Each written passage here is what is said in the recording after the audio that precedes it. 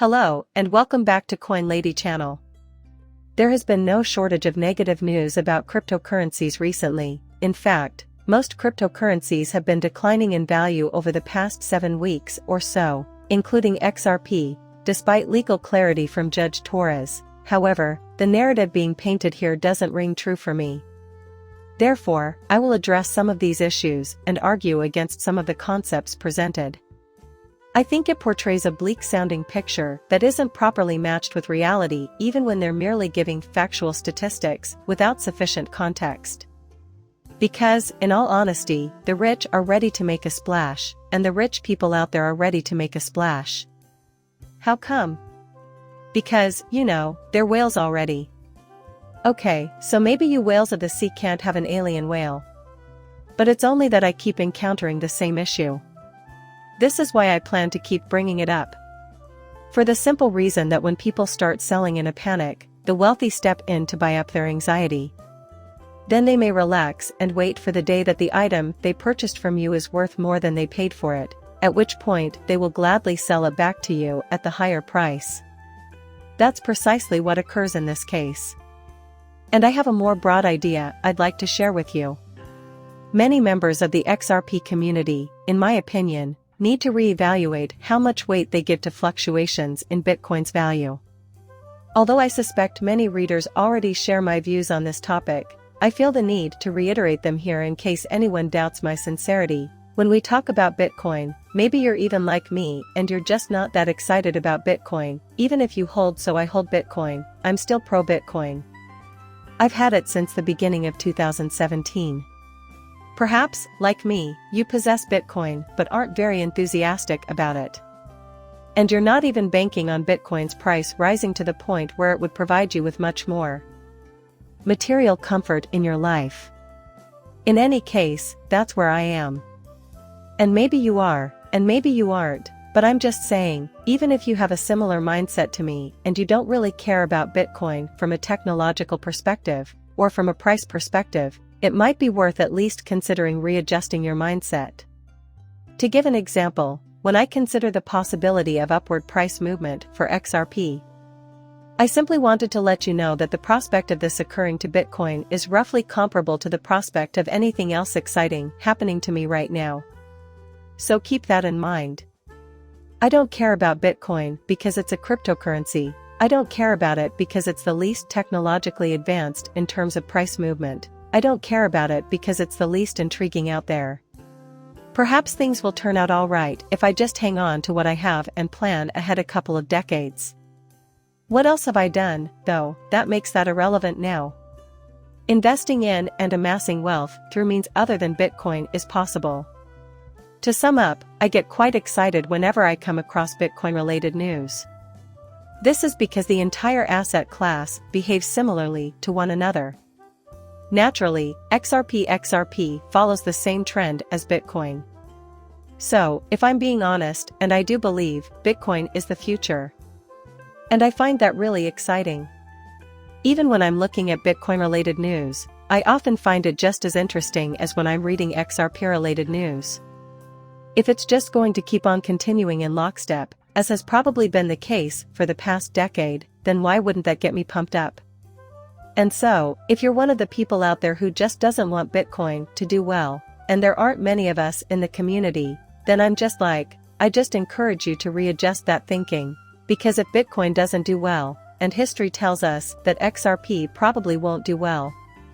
Therefore, I hope Bitcoin succeeds because I think it has tremendous potential. The desire for it is evident, and whether or not I personally am enthusiastic about it or even care about it is irrelevant. The public is eager for justice. That's the crux of it. That's the way it is, unfortunately.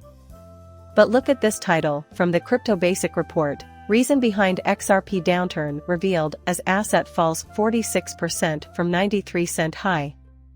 Oh no, I only want to cover the small section right here.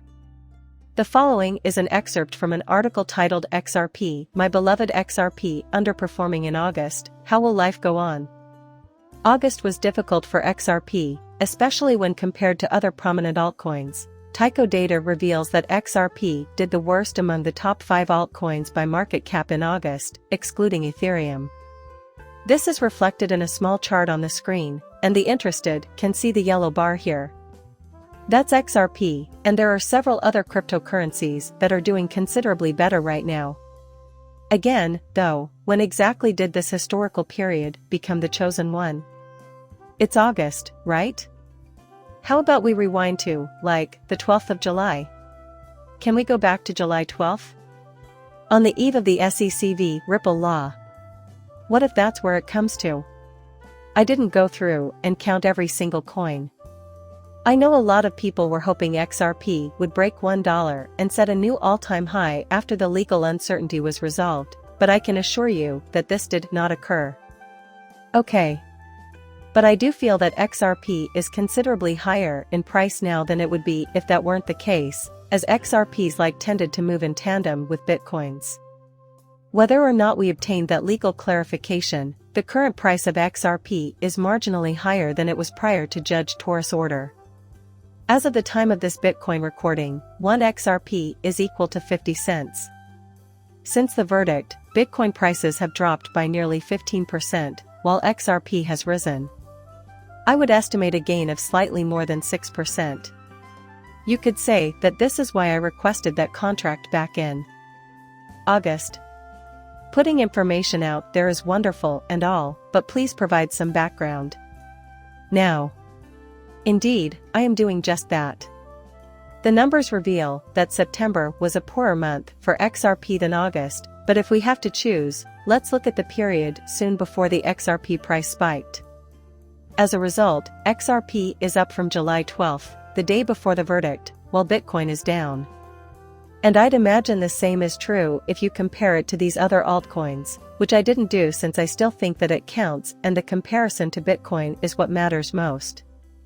To which the general public responded, no, you can make XRP look good or bad in terms of price action relative to Bitcoin or pick your assets just by arbitrary choosing the time. Like I see this tricked on all the time, Bitcoin maximalist. I remember when I jumped into crypto, I saw them just trying to manipulate people to believe certain things, and they ain't fools.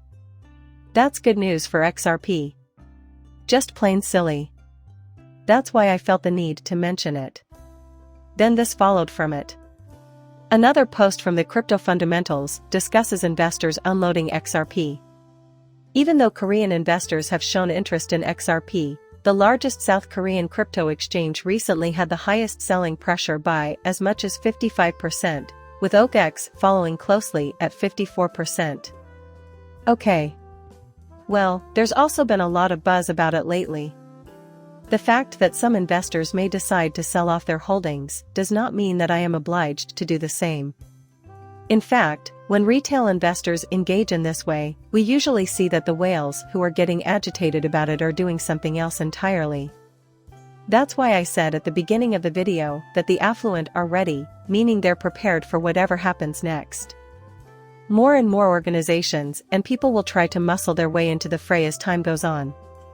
However, generally speaking, there is no scarcity of extremely wealthy people, rich people, or corporations that are already positioned. So, let me just demonstrate the standard operating procedure by now. However, there are also crypto novices. Not to mention, you've never done anything like this before. Allow me to protect you for a moment. According to data compiled by Entering the Block, major Bitcoin investors have amassed $1.5 billion in Bitcoin in the past 2 weeks, which is sure to make headlines everywhere. So, see this as a highly revealing sign. And again, when I see this, I think of it as being very much like, and almost as exhilarating as, a friendly like. As if this report had anything to do with XRP, when in fact the two assets move in lockstep. I don't see why I shouldn't find them interesting. It's the exact same thing. Over $1 billion worth of Bitcoin has been acquired by wealthy investors in the space of 2 weeks, according to fresh data. Market intelligence platform Into the Block reports that large Bitcoin holders have been stockpiling the leading digital asset by market cap since the middle of August, adding over $1.5 billion to their holdings in the last 2 weeks. These large Bitcoin holders account for at least 1% of the Bitcoin supply. There's a small chart there, but I'll bring up this one instead because I find it to be more legible. Watching coins in real time. Bitcoin's 30-day price chart. Again, what was the point of that article? As for the accumulation itself, it began about the middle of August. Tell me about the middle of the month of August. Have you seen the price drop right now? What's going on here? The recent decline in Bitcoin's value has been precipitous. At that point, the whale began making purchases. I have assigned you with that task. Just like this, basically. I don't bother switching jobs or switching careers, instead, I just buy things. After making a purchase, I rarely use it for a very long time. Because I think that's what it'll take to get me to where I ultimately want to be in life. So, I'll do whatever you want, but after I make some purchases, I'm pretty much going to sit around and do nothing. It's the most basic, unexciting, and effective approach to investing there is. There are some individual holdings that I'm down on that I expect will be worth more in the future, but on the whole, the value of my crypto holdings is much higher than when I bought them. However, I am unconcerned about the near-term price movement. That's the point, and virtually no human being can deal with that. And I don't say it to gloat, it's just a fact that lots of people lose a lot of money in the stock market and other forms of traditional investing because most people are complete and utter moron.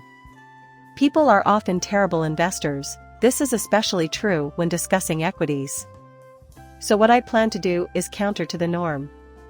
That means I sit back and relax, unconcerned with how the market is moving, and I let it all go. Since I am prepared to go ahead and be forthright with you, I may now decide to invest or increase my position by purchasing additional items to add to my bag. And I haven't shopped in a while, because I have everything I need. I guess I'll just have to sit tight and see how things pan out. But again, if you're one of the people who are worried about this, then you're probably not one of the wealthy, well-connected people who have financial backgrounds. However, given your line of work, this is to be expected. And they consider themselves superior to you in every way, right? To some extent, yes. Even if they have more information at their disposal and, perhaps, are better able to control their emotions, this still doesn't prove that they are. But that's the point I'm making. I'm not going to tell you to purchase, sell, or hold anything, and many of you have done a great job of not making investment decisions based on your emotions or the praise you've received. Whatever you decide, it's fine with me. What I'm trying to say is that you should base your choice on facts rather than feelings. That's it. That makes complete sense to me. When was the last time it made sense to base a major financial decision on how you felt? Never, in my opinion, since when you start to feel emotional, even in the face of something truly terrible, you need to calm down and think rationally rather than emotionally.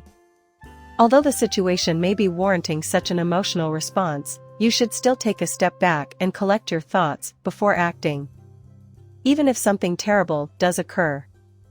Think logically and rationally about the data. All that to say, you should have a good idea of what's expected of you. Of course, I also agree with your daily nudge that BlackRock will eventually introduce a Bitcoin exchange-traded fund, ETF, and I expect that this will happen sooner rather than later. And that's going to throw open the floodgates, for sure. As a result, current prices will appear initially low. And I feel like these are the kinds of discussions I was having on this channel a few years back. I established the channel in 2018, and you can be sure that things will pick up. But as I recall thinking at the time, too, is that we were in the midst of a severe bear market. I remember talking about this several years ago and saying something like, "Look, I know, it seems like the stuff's never going to come back." Here we are in 2019 and it still feels like that's the case. However, we may learn from the past and know that this is an unrealistic expectation. Moreover, I believe that the current price of goods is quite low in comparison to what they will be in the future. True, that was the case. The market value of our company has never been higher than it is right now because, well, in 2019, pick your point. Some say it was closer to 170 billion, while others say it was a little less or a little more. Even though the market took a big hit after the last cycle ended, it's currently worth more than $1 trillion. This makes me certain that similar patterns will emerge in the future. So, I'm just going to gamble on it. And I'm simply going to wait here quietly. This is a me time. It's entertaining. Fun, dude. I'm not a financial expert, so you shouldn't act on any advice I give, right? Please like and subscribe my channel. See you later, bye.